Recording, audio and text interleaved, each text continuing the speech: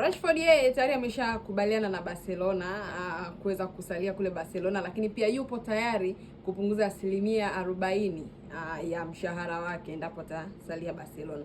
Lakini kwa upande wa Manchester United imekuwa ni ngumu kidogo, kwa sababu tunafahamu Rashford yuko pale Barcelona kwa mkopo mwaka mmoja akitokea Manchester United, na tayari ule mkopo umeisha. Sasa Manchester United wao wanataka euro milioni 30 kutoka kwa Barcelona, jambo ambalo pia ni gumu kidogo kwa upande wa Barcelona. Nadhani pia kulingana na issue za financial fair play ambayo imeathiri baadhi ya vilabu pale La Liga zinazoshiriki pale La Liga. Kwa hiyo Barcelona sio kwamba wameshindwa kulipa ile euro milioni 30, ila wanabanwa na hiyo financial fair play. Kwa hiyo wamejaribu kuzungumza na Rashford. Rashford yupo tayari kusalia, lakini tatizo liko kwa Manchester United, ambapo Manchester United wao wanasema kama Barcelona hawataweza kutoa hiyo pesa, basi wao wanaweza wakamuuza Rashford hata kwenda klabu nyingine, ama Barcelona wao wametoa option kwamba kama basi Manchester United hawataki kumuuza Rashford, wao wawape tena mkopo wa muda mwingine. Kwa hiyo bado hilo swala linaendelea, halijafikiwa mwafaka mpaka sasa hivi. Lakini mimi ninavyotazama kwa upande wa Rashford,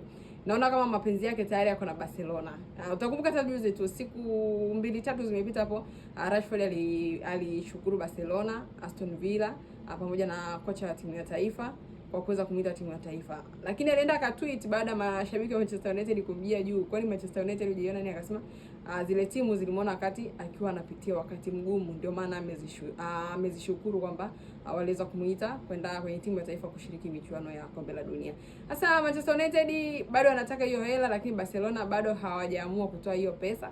Lakini Rashford yeye anaonekana nia yake ni kuendelea kusalia Barcelona. Hem, tuambie, ikatokea labda Manchester United wakamrejesha pale Rashford kwenye kikosi chao akaondoka Barcelona, anaweza akawa na ile morali ya kucheza zaidi Manchester United, ili hali inaonekana kwamba mapenzi yake makubwa yako Barcelona.